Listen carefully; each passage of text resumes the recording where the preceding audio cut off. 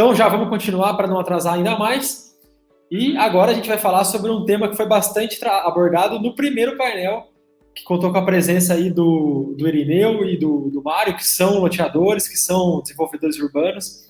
E a questão do funding, o acesso a funding foi muito debatido aqui. Gabriel, você vai entrar aqui com a gente, não sei se você estava acompanhando, mas já estou antecipando que, inclusive, houveram perguntas em relação a isso, sobre como que eles estavam financiando a produção, financiando a construção e tudo mais. Foi um tema bastante quente no primeiro painel, e agora a gente vai tratar com profundidade sobre isso, sobre como acessar funding via mercado de capitais, no mercado, o mercado imobiliário, obviamente, pode acessar funding via mercado de capitais, com destaque também para, obviamente, vamos falar sobre incorporação, mas com destaque para o loteamento, que foi bastante tratado aqui no primeiro painel. Para isso, a gente recebe aqui, já está com a gente na tela, o Gabriel Gianni, vice-presidente comercial da Capitalis. Gianni, prazer enorme receber você aqui mais uma vez, um parceiro aí da Smart, está percorrendo o Brasil com a gente, tirando as dúvidas, e tenho certeza que hoje vai tirar as dúvidas do pessoal que já apareceu desde as 9 da manhã aí, questionando sobre funding. Seja bem-vindo. Obrigado, Léo. Obrigado a Smartus novamente pelo convite. Bom dia a todos, espero que todos estejam bem aí. Bom dia, Gianni, seja bem-vindo e vamos lá, vamos começar para que a gente possa trazer depois no final as dúvidas do pessoal. Tá ok, vou compartilhar minha tela aqui. Vamos lá.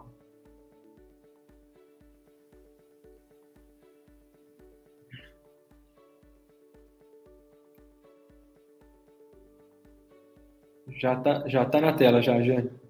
Beleza. Perfeito. Bom, de novo, bom dia a todos. Espero que todo mundo esteja bem aí assistindo de casa esse evento online. Primeiro, parabenizar também a Smartus pela organização do evento. A gente sabe como é difícil replicar aí essa dinâmica dos eventos ao vivo. E eu acho que ela está conseguindo cumprir bem esse papel aí nesses eventos online que ela tem feito por todo o Brasil. Falando, agora entrando no nosso tema especificamente, eu sou o Gabriel Gianni, eu sou um dos responsáveis pela área de novos negócios, área comercial, no mercado imobiliário na Capitalis.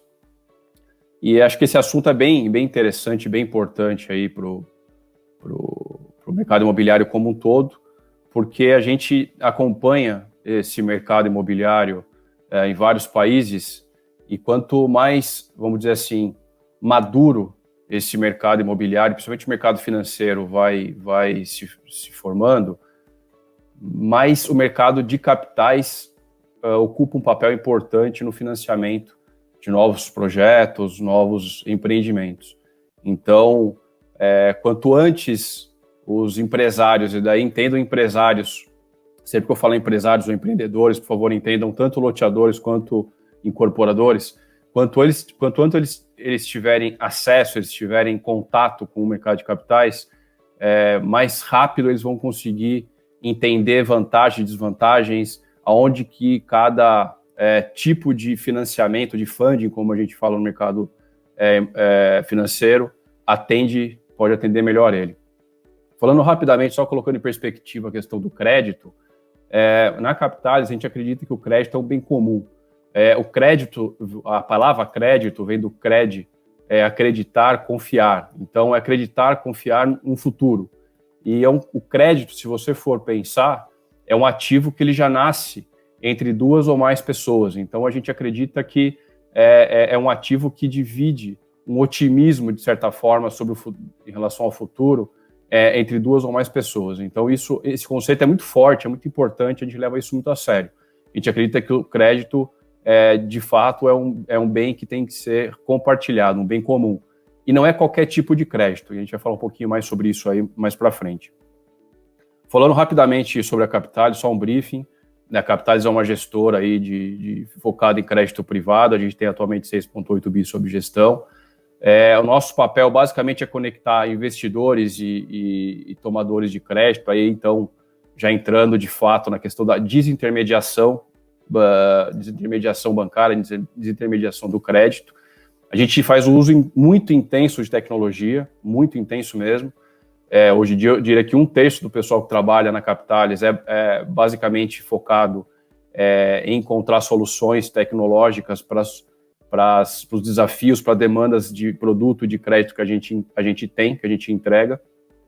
E antes de ser uma gestora, a gente se entende como uma plataforma de crédito, porque basicamente a gente oferece esse serviço, principalmente a questão da tecnologia e estrutura de fundos, de produtos, para terceiros, para empresas, além de ser uma gestora e trazer investidores. Então, a gente é maior como plataforma do que como gestora. Então, tem diversas empresas muito grandes, a maioria de capital aberto, que procuram a gente no setor de logística, setor de varejo, meios de pagamento, para buscar soluções para eles, soluções de crédito, e a gente entrega uma solução, tanto o veículo de crédito, que é, por exemplo, um fundo, quanto a solução tecnológica por trás desse fundo, que é tão importante quanto. E a gente entende que depois que você encontrou uma solução financeira que faz sentido para aquele cliente, e aí eu também já cito o mercado imobiliário, depois que você encontrou uma solução financeira que atende aquele setor ou atende aquela empresa, aí o desafio é dar escalabilidade para essa solução. E daí a tecnologia ela é primordial. Sem tecnologia a gente não consegue dar escalabilidade para essas soluções. Agora entrando efetivamente no nosso setor, aí, o setor do mercado imobiliário, aí é um dado da ABCIP bem interessante, onde a gente tem uma comparação, onde o percentual que circula de crédito imobiliário no país versus o PIB.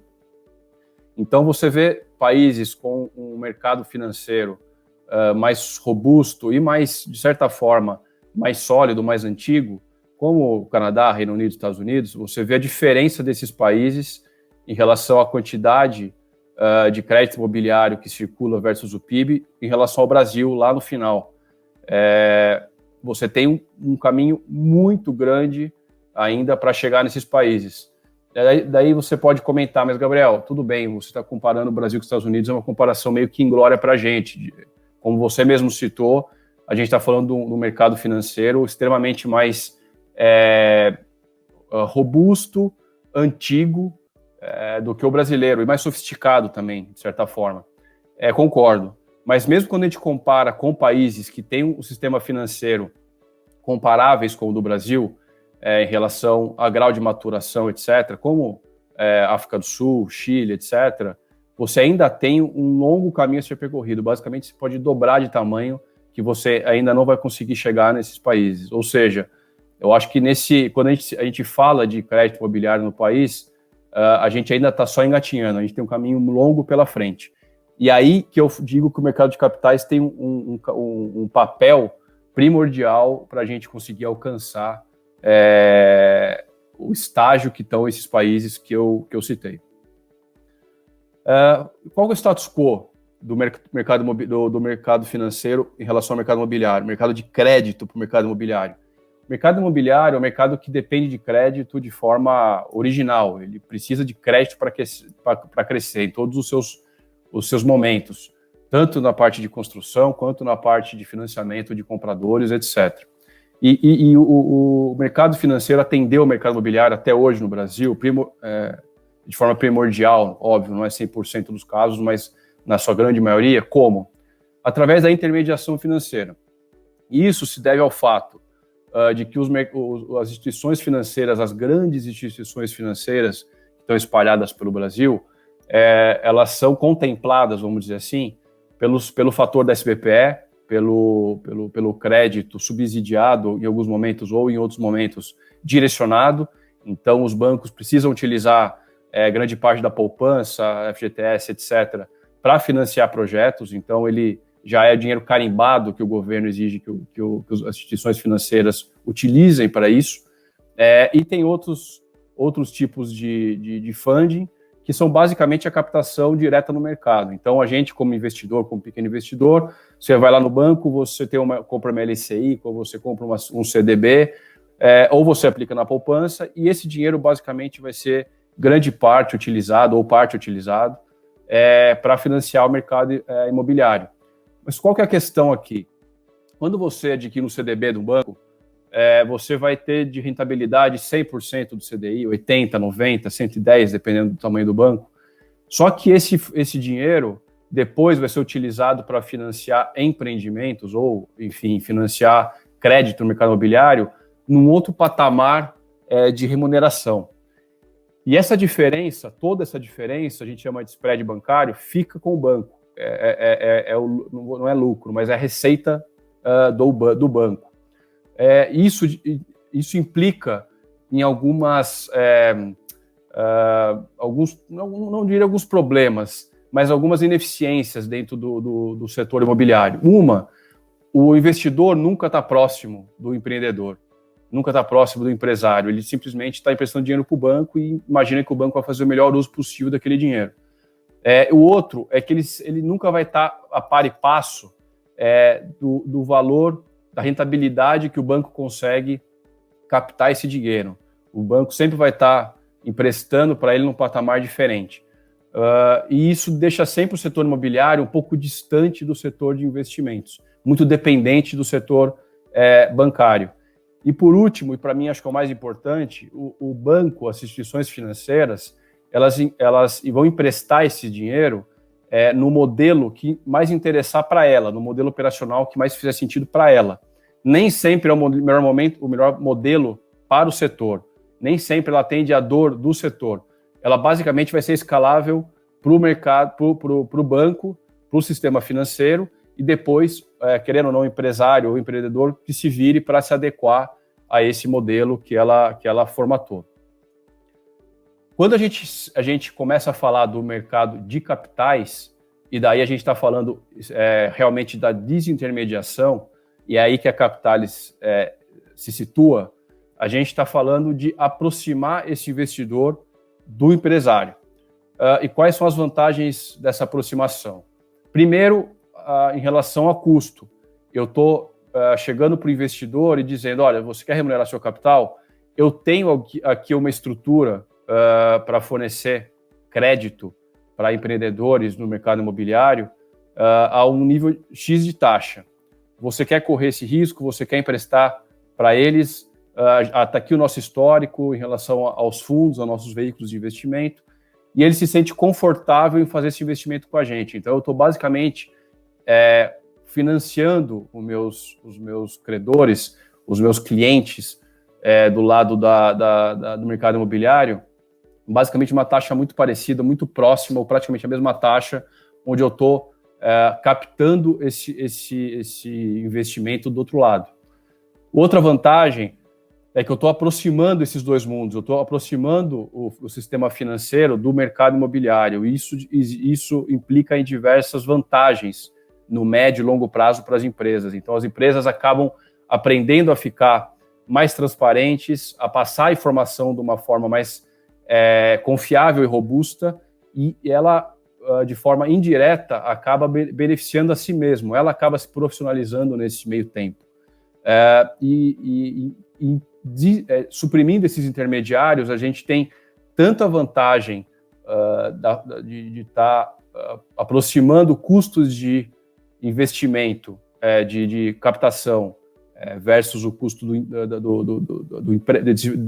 valor que esse empréstimo é feito, quanto eliminando diversos custos e ineficiências nesse meio do caminho. Eu vou falar rapidinho sobre isso depois. Mas não é quando a gente entra no mercado de capitais, a gente tem algumas diversas, vamos dizer assim, opções de operação. A opção mais comum que a gente encontra é a opção da securitização. E eu aqui não quero, já de antemão, não quero criticar essa opção. É uma opção extremamente importante, o mercado de capitais cresceu muito por conta da securitização. Mas ela implica em diversos complicadores para algumas situações, para alguns clientes, situações onde ela é muito exigente para alguns clientes, e não é a única opção que a gente tem no mercado. É sobre isso que a gente está falando, que eu gostaria de falar com vocês. E por que a securitização ela tem que ser robusta? Por que ela tem que ter toda essa estrutura mais complexa? Porque do outro lado você tem um investidor que vai ser acionado pela securitizadora, vai ser consultado, que precisa ter uma estrutura muito, por outro lado, muito complexa e robusta de securitização daquele ativo, daquela emissão que foi feita em cima de uma carteira, de um loteamento, em cima de do financiamento à obra do empreendimento, e ele tem que estar seguro que toda aquela estrutura vai proteger o capital dele. Então, quando eu falo estrutura, eu estou falando de patrimônio separado dentro de uma securitizadora, de uma análise de rating, de um coordenador líder que vai fazer esse approach, essa aproximação dos investidores, tem que estar registrado na CETIP, custodiado numa outra instituição financeira. E tudo isso não é de graça, tudo isso implica custos. E esses custos, quem acaba pagando é o cliente empreendedor. Então, quando ele recebe uma proposta de uma securitizadora para uma emissão de um CRI, uma emissão de uma securitização, esse custo acaba entrando dentro do custo total da operação e acaba encarecendo em algumas situações a operação dele, principalmente operações quando elas vão ficando um pouco menores. Quando elas vão ficando maiores, ainda você consegue diluir um pouquinho mais esse custo. Nas operações menores, você não tem essa possibilidade, então acaba ficando, em boa parte dos casos, um custo caro. E o que a gente oferece como alternativa nesse caso? A gente oferece uma operação mais simples. Eu não preciso securitizar minhas operações. Como os fundos estão dentro de casa, os fundos estão dentro da Capitalis, os fundos de investimento, quando a gente captou esse funding, eu simplesmente estruturo uma operação que o meu fundo já pode tomar. Então, eu não preciso de uma estrutura muito complexa. Eu simplesmente estruturo as minhas operações da forma mais simples e prática que o meu fundo toma. E com o uso da minha tecnologia, que é uma tecnologia aí no último item, uma tecnologia proprietária, a gente desenvolveu, eu consigo internalizar grande parte desses custos. Então, eu incorporo isso e eu não passo isso para o empreendedor que está tomando a operação, que está tomando esse crédito. Então, isso me dá a possibilidade de fazer uma operação praticamente quase na mesma taxa que eu ofereci para ele nas nossas propostas. Com isso, eu tenho a vantagem de desembolsar uma operação mais rápida, eu tenho uma estrutura mais simples, e justamente pelo fato de não ter o processo todo de distribuição, eu mesmo sou o meu próprio investidor, vamos dizer assim, eu consigo oferecer essa alternativa para ele de uma forma bem interessante e confiável também, do ponto de vista de estrutura de operação oferecida. Então, basicamente, esse é o nosso papel, a gente se coloca como alternativa dentro do mercado de capitais para financiar o mercado imobiliário de diversas formas, aproveitando essas ineficiências criadas nesses outros, vamos dizer assim, nessas outras propostas de financiamento, tanto no setor bancário quanto dentro do mercado de capitais, por exemplo, na parte de securitização. E aí, falando rapidamente sobre as nossas linhas de negócio que a gente tem mais atuado hoje em dia. A primeira é só para incorporadoras, não é para loteamento, para empreendimentos já entregues, tanto comerciais quanto residenciais. A gente consegue adiantar até 60% do valor do estoque, então a operação é em cima do estoque ainda não vendido. E como esse é um exemplo claro quando a gente fala de soluções inteligentes, soluções que atendem ao mercado, as dores do mercado. Então eu faço uma operação onde eu não preciso ter pagamento de PMT, eu não preciso ter pagamento de parcela. Eu entendo que o cliente tem um ativo, que é o estoque, onde ele não tem fluxo em cima daquele ativo, então não faz sentido eu fazer uma operação de crédito com ele e cobrar um fluxo que não existe. Então a gente faz a operação com estoque em garantia e o cliente só paga a operação com a gente, principal mais juros, à medida que as unidades vão sendo vendidas. Então, aquele mês que ele vendeu a unidade, ele amortiza a operação, na curva, não tem acúmulo, sem problema nenhum. Ele não vai pagar mais por não ter vendido um a 2 meses. E tem atendido muito bem os nossos clientes essa operação. A gente criou ela lá em 2015, 2016, quando tinha um número de estoque muito grande, mas como a velocidade de vendas é o principal fator para a gente fazer a proposta, hoje em dia a gente está com uma velocidade de vendas muito boa. Então, por um lado a gente tem menos estoque, mas por outro lado a gente tem uma velocidade de vendas muito boa. Então a gente tem conseguido fazer propostas muito boas nesse tipo de linha de negócio. E aí, entrando no mercado de loteamentos, basicamente financiamento à obra, a gente entra a partir do começo relativamente falando, a gente entra do começo para o meio das obras, a gente utiliza as vendas que foram realizadas aí no pré-lançamento, a gente usa a carteira como lastro dessa operação e vai liberando os valores para o cliente à medida que ele vai andando com a obra. A gente vai liberando em tranches para ele com medição de obra. Uma operação que está indo muito bem, porque é uma operação relativamente curta, uma operação de 50 a 60 meses. A gente não costuma fazer uma operação tão longa como uma securitização. E depois, obviamente, devolve a carteira para o cliente no momento que o ativo dele está valendo mais que depois que ele entregou o empreendimento. E por último, acho que a nossa principal operação aí é a cessão dos recebíveis, que essa é a operação, vamos dizer assim, que a gente considera como principal alternativa ao CRI, a principal alternativa à securitização, que é simplesmente o mesmo conceito. A gente faz uma operação de adiantamento de recebíveis em até 10 anos, mas é simplesmente uma cessão de recebíveis. A gente assina uma cessão de recebíveis com os clientes, aliena o que precisa alienar, ou cota da SPE ou as unidades, e essa cessão, esse contrato de cessão já é o suficiente para os nossos fundos adquirirem esse título. Então, não preciso passar de patamar, de estrutura, para fazer toda uma securitização, tudo aquilo que eu mencionei para vocês. Então, tem sido uma alternativa à securitização muito interessante. A gente tem feito muita operação de cessão de recebíveis. Um caso clássico é o Grupo Alphaville. O Grupo Alphaville começou a fazer operações com a gente dentro dessa linha de negócio, de cessão. Gostou muito da estrutura, gostou muito da evolução de como funciona a nossa esteira operacional de forma bem simples e ágil. E depois de 4, 5, 6, 7 operações, a gente acabou até montando um fundo junto. Então, mostra que a gente consegue atender desde pequenos empreendedores, desde pequenos loteadores no Brasil inteiro. É importante pontuar esse aspecto. A gente atua no Brasil, literalmente no Brasil inteiro. A gente tem operações do sul ao norte, de Roraima ao Rio Grande do Sul. A gente entende que existem bons projetos espalhados no Brasil inteiro e é importante atender esses bons projetos. A gente não é aquele tipo de gestora focada no Sudeste. A gente é conhecido por isso, por ser muito pulverizado, atuar no Brasil todo. Então, a gente consegue atender, é muito importante a gente atender desde pequenos empreendedores e nossas linhas de negócio, nossas soluções financeiras atendem também até grandes grupos. E aí, sempre para terminar, eu gosto de deixar uma mensagem aí de otimismo para o pessoal. Acho que depois de tudo que a gente passou este ano, a expectativa para a retomada pós-Covid é muito boa. A gente tem, além do governo que aos trancos e barrancos conseguiu fazer boas reformas importantes, tem a questão da discussão do teto de gastos, que eu acho que a gente vai conseguir superar. Tem reformas a serem feitas que a gente está também vendo o governo se mexendo para estar alinhado, para conseguir passar essas novas reformas, como a tributária, por exemplo. A gente está tendo avanços importantes com a vacina, que eu acho que também vai dar um cenário mais otimista para a gente aí depois, nos próximos meses, a partir do momento que se iniciar essa questão da vacinação. A gente teve as vendas dos imóveis no período de pandemia se mostrando muito melhores do que imaginado.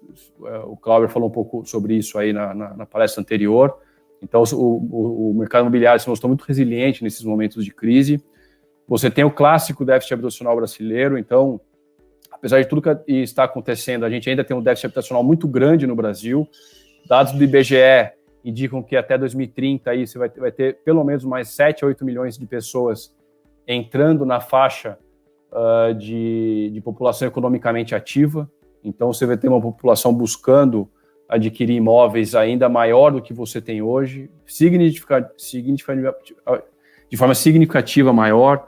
Então, esse déficit habitacional brasileiro, quem tiver no mercado aí na próxima década, vamos falar assim, com certeza vai conseguir aproveitar essa onda. Você tem o fim dos ciclos de juros altos, e isso é muito importante para o mercado de capitais. Eu acabei não citando isso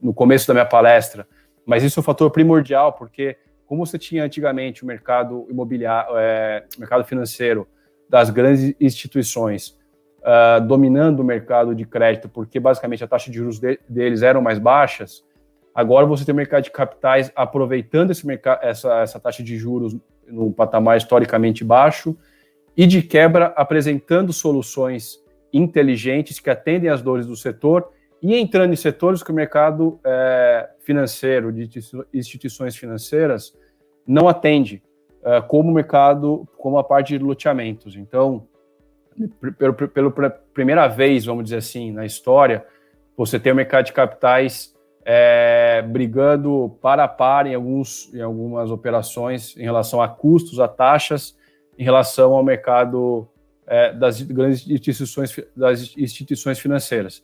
Isso tem uma diferença absurda em relação ao financiamento do mercado imobiliário. E também você tem, por outro lado, o financiamento pessoa física em patamares também mais baixos da história, que também ajudam muito na parte da demanda de compra desses imóveis.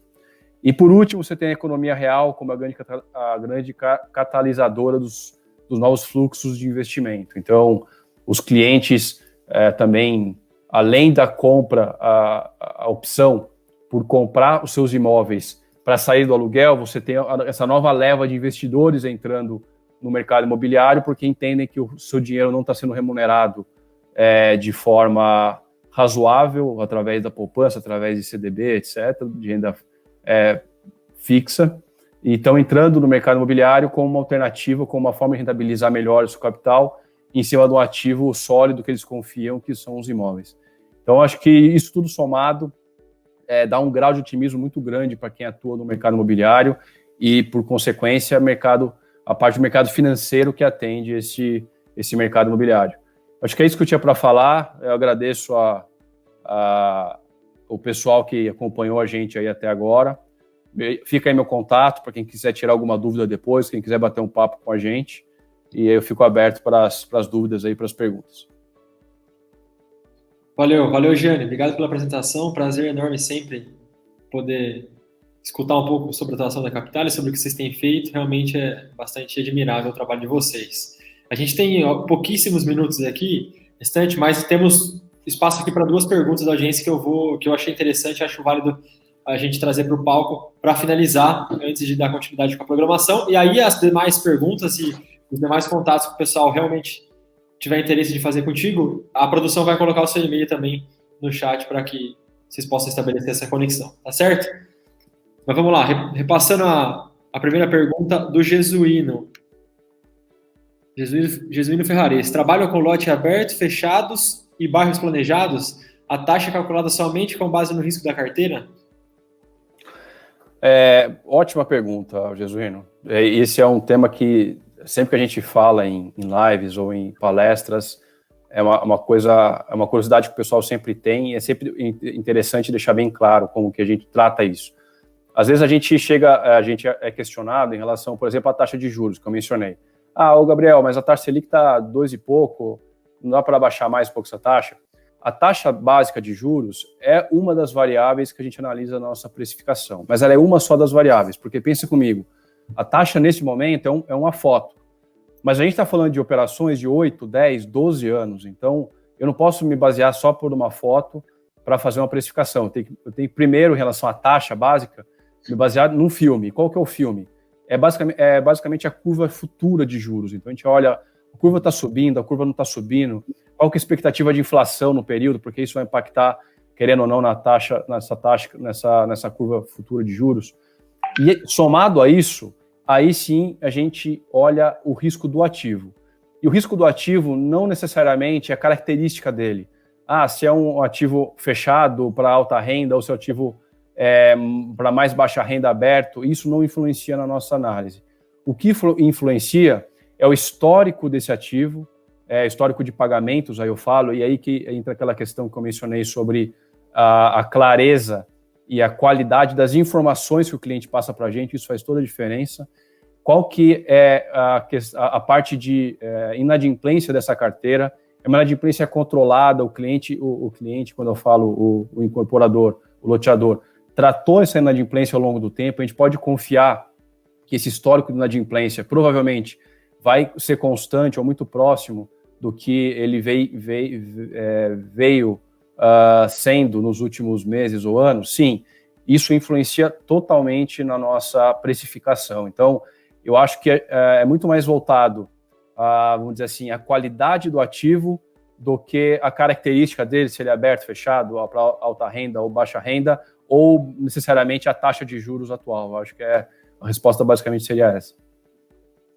Perfeito, Jane. E para finalizar, e depois eu deixo, como mencionei aqui, deixo o espaço aberto para que as pessoas entrem em contato diretamente com você, ou então mandem a mensagem para a gente na Smart, um e-mail, e a gente vai ter o maior prazer de fazer essa ponte. Para finalizar, então, vou trazer a pergunta do Gerson, Jane. Gerson Zec, acho que é assim que fala, Gerson. Empreendimentos pequenos e médios são viáveis? Qual o tamanho mínimo de carteira para que vocês entrem na operação? Respondendo a resposta diretamente, sim, são viáveis, sem dúvida nenhuma.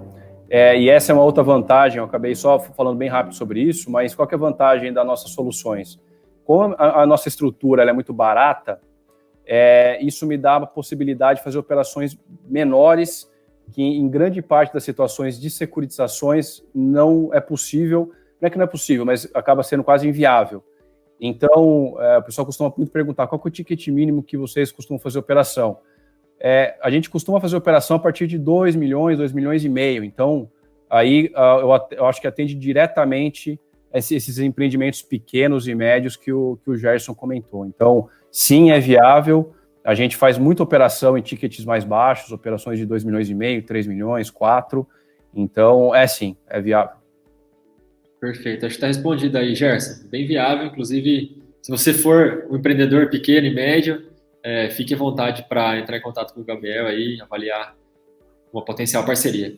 Jane, obrigado pela presença, vou liberar você. Eu já vi aqui que a produção deixou seu contato no chat. Quem quiser interesse vai mandar um e-mail para você ou manda para a gente faz a ponte. Ou então, a gente convida quem está assistindo para ir diretamente no stand virtual aí na aba exposição no Hopin. Se clicar em Expo aí, vocês vão ver que tem um stand virtual na Capitalis, tem um vídeo apresentando eles, enfim, um textinho também apresentando eles. Se você quiser receber o contato, conhecer mais, só clicar no botãozinho lá, que eles vão entrar em contato com vocês, tá certo? Jane, obrigado pela presença, prazer enorme receber você e estamos caminhando junto aí pelo Brasil. Quinta-feira a gente vai para o último evento regional, você vai estar lá com a gente em Goiânia, lá virtualmente, com a gente em Goiânia, para encerrar esse ano de 2020. Valeu, Jane. Obrigado, Léo. Obrigado, Smart, de novo pelo convite. Até Goiânia. Abraço, pessoal. Até, valeu.